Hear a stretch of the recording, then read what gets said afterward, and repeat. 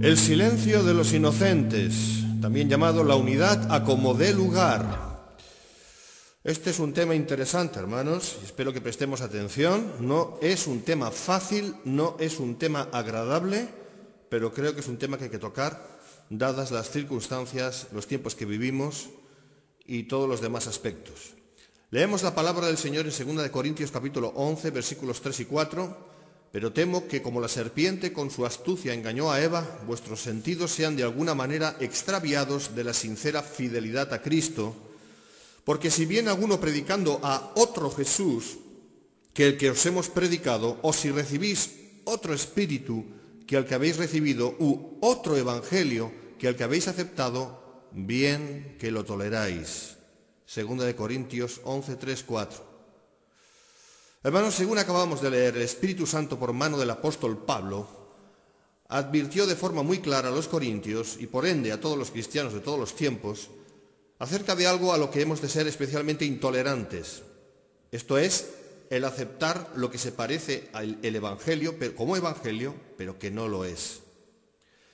Ese otro Jesús, ese otro evangelio, ese otro espíritu, son todos ellos una realidad en estos últimos tiempos en el contexto del seno eclesial, más de lo que muchos estarían dispuestos a aceptar.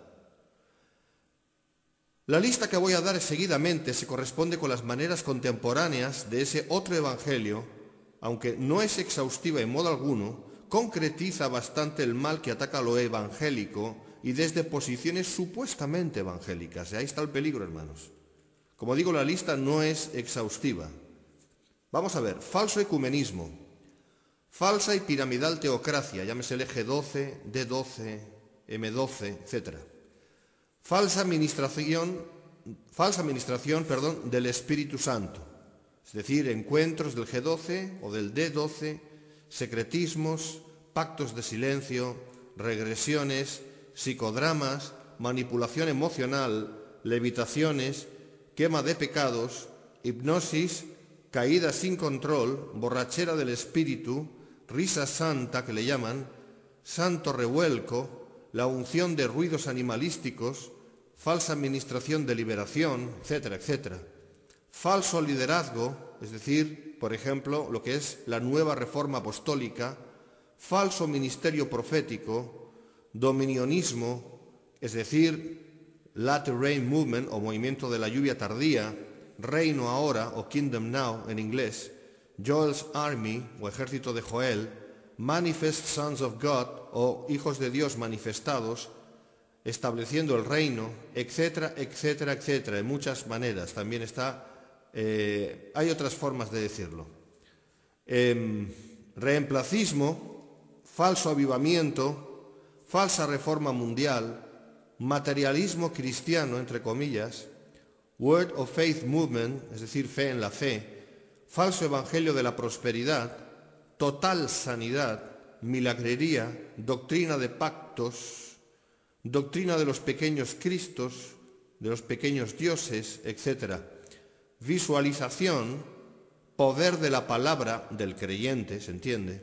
Posibilismo, confesión positiva, actitud mental positiva, pensamiento positivo, zoísmo, guía exclusiva por sueños y visiones, salidas del cuerpo, es decir, bilocación o proyección astral, también todo lo que tiene que ver con iglesia emergente, en inglés Emerging Church, este es otro tema también, pero también está englobado desde las posiciones supuestamente evangélicas, posmodernismo, interfe, etcétera, etcétera, etcétera, todo esto y mucho más. Combate contra la sana doctrina de nuestro Señor Jesucristo, así como combate la moral, las costumbres y la forma de entender la vida en cuanto al cristiano, se entiende el que es verdadero seguidor de Cristo. De eso estamos hablando. Hace poco un pastor conocido mío de Puerto Rico me escribió diciéndome algo en lo que estoy absolutamente de acuerdo con él. Me comentaba que en aras de una supuesta unidad y paz, cito lo que dice el pastor amigo mío, dice, muchos ministros prefieren callar y no enfrentar este asunto que está claramente demarcado por medio de la revelación bíblica. Fin de la cita. El asunto al que concretamente se refería este amigo era el fraude del falso apostolado moderno. Hace poco estuve yo en Londres, Inglaterra, donde tuve la oportunidad de compartir sobre el falso apostolado moderno en la primera iglesia hispana de esta ciudad europea. Muchos abrieron los ojos, gracias a Dios. Otros ya sabían de qué iba el asunto. Volviendo a este pastor de Puerto Rico, que tenía toda la razón, muchos cristianos, pastores y ministros en general prefieren callar y seguir callando antes de hacer lo que debieran, es decir, alzar la voz y denunciar todos los actuales atropellos mencionados arriba y amén de tantos otros. Y es que olvidan o pretenden olvidar que somos atalayas de Cristo. A los verdaderos cristianos Dios nos ha puesto como atalayas para que de ese modo podamos advertir a los demás acerca del peligro, en este caso el de las doctrinas de error que se han forjado en el mismo Hades para combatir la fe del creyente. Hermanos, estamos hablando de cuidar de nuestros hermanos. Esto es lo primero que la Iglesia tiene que hacer, cuidar de sí misma en el sentido que estoy hablando. En cuanto a ser atalayas, Ezequiel 33, versículos 6 y 7 es clarísimo. Leemos así: pero si la atalaya viere venir la espada y no tocare la trompeta, el pueblo no se apercibiere, y viniendo la espada hiriere de él a alguno, éste fue tomado por causa de su pecado, pero demandaré su sangre de mano del atalaya. A ti, pues, hijo de hombre, te he puesto por atalaya a la casa de Israel, y oirás la palabra de mi boca, y los amonestarás de mi parte. ¿Sabe lo que pasa? Que hoy en día no gusta amonestar. Es muy desagradable y te hace sentirte aislado, porque los demás te dejan cuando les amonestas. Pero, hermanos, la amonestación es parte del Evangelio, ¿o no lo es? Actualmente parece que ese pasaje bíblico que hemos leído ha quedado relegado poco menos que al olvido por parte de una extensa mayoría. Prefieren seguir el espurio y facilongo silencio de los inocentes. Pero digo, la Biblia enseña otra cosa. Judas 3:4, amados, por la gran solicitud que tenía de escribiros acerca de nuestra común salvación, me ha sido necesario escribiros exhortándoos que contendáis ardientemente por la fe que ha sido una vez dada a los santos. Y da la razón, dice, porque algunos hombres han entrado encubiertamente, los que desde antes habían sido destinados para esta condenación. Y los describe, hombres impíos que convierten en libertinaje la gracia de nuestro Dios. Hermanos, esto sigue vigente como fue entonces, es ahora. Años atrás, desde cierto país europeo, llegó un ministro a la confraternidad de pastores a la que yo solía asistir en mi ciudad.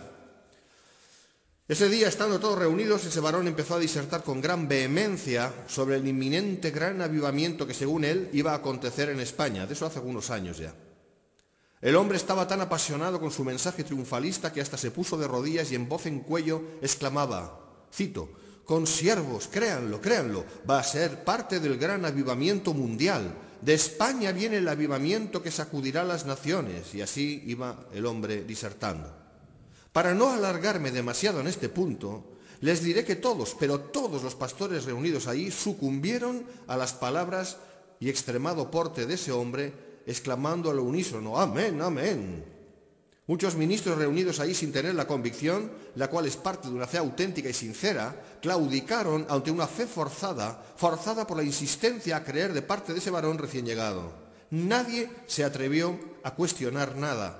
No se atrevió nadie a preguntar a ese hombre que les estaba obligando a creer en qué se basaba para decir lo que decía. Fue más sencillo seguir la corriente para no romper el espíritu de la reunión. Fue más sencillo callar según el fácil y también pusilánime silencio de los inocentes.